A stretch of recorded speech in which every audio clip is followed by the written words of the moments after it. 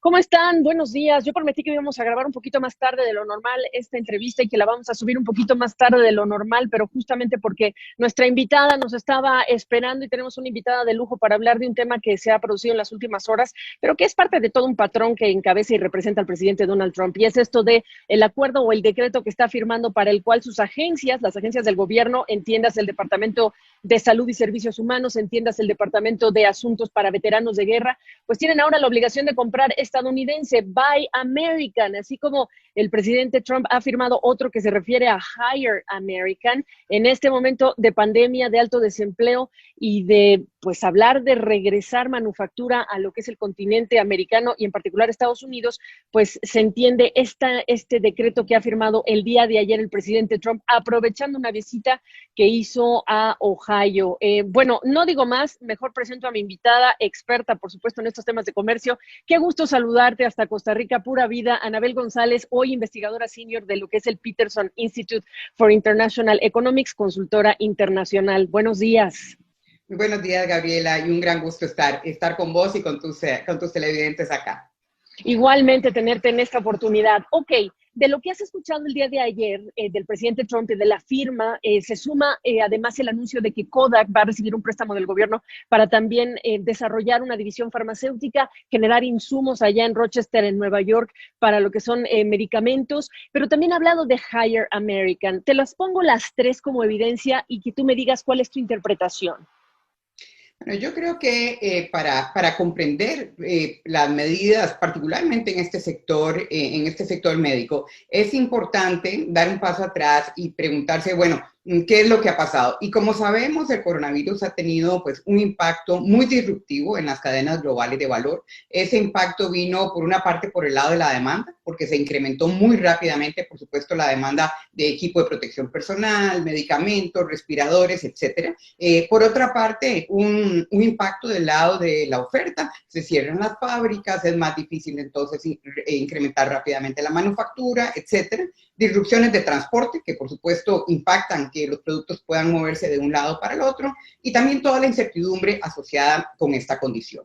Entonces, en estas circunstancias, evidentemente, las cadenas de suministro son altamente afectadas. Y entonces empezamos a ver, pues, escasez de muchos de estos productos, no solo en los Estados Unidos, en todas partes del mundo. Entonces, aquí la pregunta que surge, por supuesto, es cómo ante una situación anormal, llámese una pandemia o es el coronavirus, pero pueden ser también otras situaciones, cómo se puede fortalecer las cadenas de suministro para que sean más robustas, para que haya mayor resiliencia y se pueda responder de una manera más efectiva ante una situación de crisis. Y aquí es donde la administración entra digamos, en una posición de decir, bueno, la mejor manera de hacer esto es que se produzca todo en los Estados Unidos. ¿Ah? Y esto es, por supuesto, dentro del marco de una filosofía más amplia, como vos bien estabas señalando, de buscar traer de nuevo la manufactura a ese país, asociado con el tema de la generación de empleos y demás.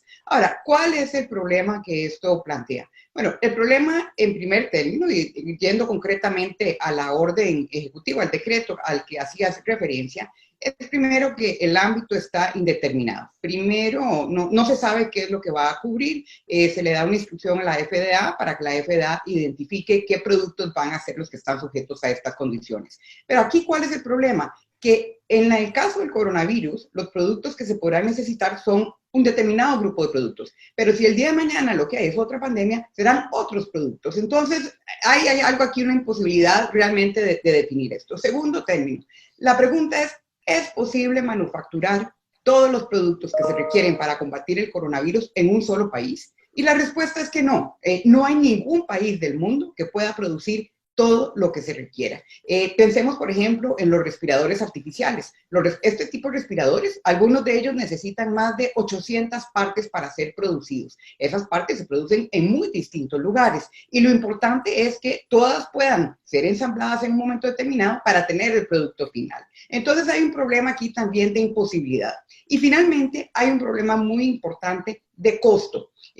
Aquí no se trata solo de tener acceso, por ejemplo, a los medicamentos que se requieren, sino cuál es el costo de esos medicamentos. En este momento, en los Estados Unidos se produce alrededor de una tercera parte de los medicamentos que se utilizan, pero el resto se produce en otros países justamente porque se dan las condiciones apropiadas, incluidas de precio, para que puedan ser producidos allí. Entonces, me parece que más que un tema de ordenar a que toda la producción se lleve a cabo en los Estados Unidos, que repito, es además inviable, el tema es cómo se mejoran las condiciones de comercio para que esos productos puedan fluir más rápidamente, en mejores condiciones, con reducción de aranceles, evitando los controles de exportación, facilitando las aprobaciones regulatorias. En fin, hay una serie de medidas que se pueden tomar para tratar de alcanzar ese objetivo, que repito, es el objetivo de todos los países, y es tratar de tener acceso en condiciones apropiadas de precio y de tiempo a los medicamentos e insumos necesarios para poder combatir el coronavirus. Ok, lo que estamos diciendo en pocas palabras es que no es realista pensar que todo puede salir de un solo país porque llevamos años dependiendo de una cadena de suministros por un lado. Por otro lado, tenemos a China y a India como protagonistas, nos guste o no, por años ya, de lo que es este mercado de insumos farmacéuticos que hoy Trump quisiera no depender o reducir a lo más posible esa dependencia, y eso toma tiempo para seguir con este recuento de imposibilidades. Y tú te estás refiriendo a un tema que nosotros tocamos meses atrás, cuando apenas empezábamos a hablar de la pandemia, cerca de abril o mayo, cuando ya se habían establecido algunos informes que claramente describían cómo el comercio de productos como los respiradores o incluso el jabón están enfrentando barreras no arancelarias que no tienen justificación y que solo quedaron evidenciadas por la pandemia porque necesitamos los productos, pero que había una cantidad de distorsiones sobre las cuales no se había trabajado.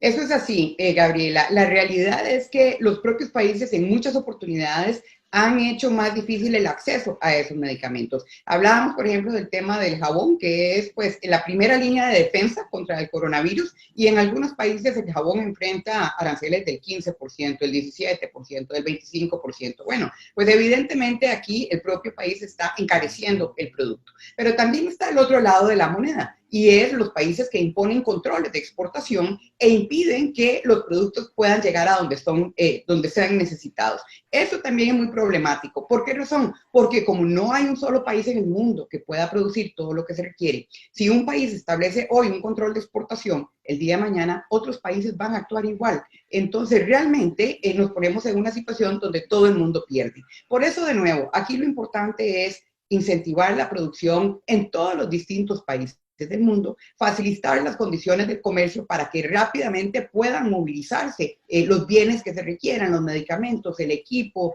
los dispositivos médicos y demás. De modo que es de alguna manera entendible el objetivo común que cada país persigue, pero la pregunta es: ¿cuáles son los instrumentos apropiados para alcanzar este objetivo? Y ciertamente la imposición de controles de exportación o la orden de procurar que todo se produzca domésticamente no parecen ir en la línea de poder cumplir el objetivo buscado. Que por cierto que revisando este documento que tú nos enviaste, nos adelantaste para abordar este tema que es tan importante, pues en la página de este Instituto Petersen hay otro muy interesante de lo que le cuesta al contribuyente el Buy American y el Hire American, que entiéndase que el contribuyente paga más por este tipo de importaciones. Ahora, Anabel, tú haces en el documento que nos compartiste una observación constante, y es la Organización Mundial de Aduanas y el trabajo que tiene que hacer esta organización en este contexto de pandemia. ¿Podrías resumir ese to-do list y cómo está cambiando, cuánto participan los gobiernos de la región o de Estados Unidos ya? Así es. Antes de eso, referirme brevemente, Gabriela, al punto que indicabas de cuánto le cuesta esto al consumidor. Mis colegas Gary Hufbauer y Eugene Young en el Peterson Institute justamente acaban de publicar un estudio en el que documentan que cada empleo que se busca crear con Buy American le cuesta $250.000 al fisco de los Estados Unidos. Es decir, realmente esto es un costo muy, muy elevado. Y en algunos sectores puntuales puede ser incluso aún mayor. Entonces, aquí volvemos al tema del comercio como mecanismo idóneo para facilitar el acceso a los bienes que se requieren. Pero la pregunta es el comercio en qué condiciones. Y aquí es, por supuesto, donde una organización como la Organización Mundial de Aduanas cobra un papel muy importante en brindarle lineamientos y guías a los gobiernos de cómo deben operar las aduanas para facilitar el comercio de este tipo de productos. Y así tenemos, por ejemplo, la necesidad de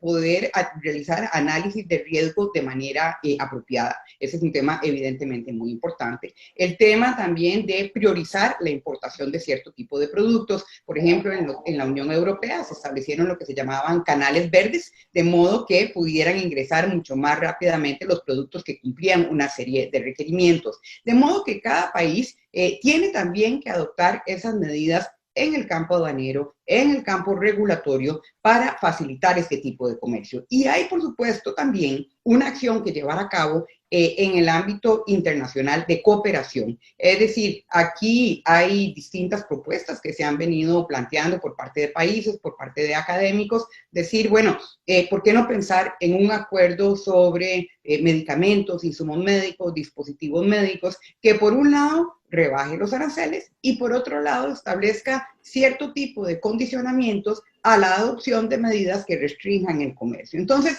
es decir, es claro que este es un ámbito en el que hay que trabajar, porque la pandemia demostró las vulnerabilidades no solo de las cadenas de suministro, sino también de los marcos regulatorios que tenemos a lo interno de los países y en el campo de colaboración, de cooperación internacional. Pero la solución es justamente adoptar algunas de estas medidas que estoy mencionando y no necesariamente erigir más barreras o volverlo más caro, porque de nuevo, no solo no se cumple el propósito, se pone en riesgo la salud, la vida de las personas, sino que además las soluciones no son las mismas para cada pandemia o para cada crisis. Y por eso es que más que tener una definición de que se produzca aquí un determinado producto, lo importante es este andamiaje más completo que permita poder estar mejor preparados.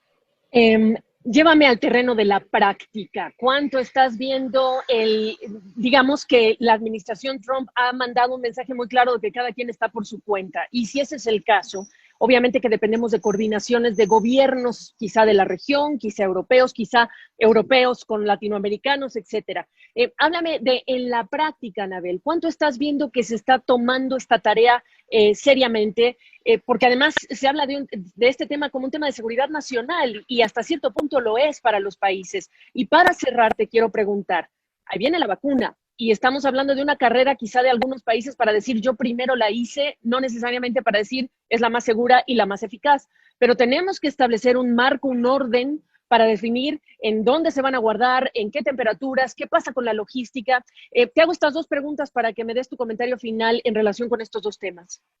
Bueno, en realidad me parece que el tema, para empezar por el tema de las vacunas, este es un tema crítico, porque en este momento, primero, no se sabe qué país, qué empresa es el que va a poder producir la vacuna necesaria para atender el coronavirus. Entonces, aquí esta idea de que yo produzco todo para mí y yo me lo dejo todo para mí, a ningún país beneficia, porque nadie sabe, repito, qué empresas o qué países son los que van a lograr producir esto. Entonces, sería muy apropiado que en este momento, y no es nuevo, otro colega mío, Chad Bown, así lo ha planteado recientemente, se pueda llegar a un acuerdo entre todos los países acerca de la forma de compartir el acceso a la vacuna. Esto va a llevar a la segunda parte que estabas mencionando, que es justamente no solo el descubrimiento de la vacuna en sí mismo, sino, bueno, cómo se manufactura esta vacuna, en qué países se logra hacer esto, porque no es sencillo, la manufactura de vacunas no es algo sencillo, son pocos países en el mundo donde hay la capacidad para hacerlo,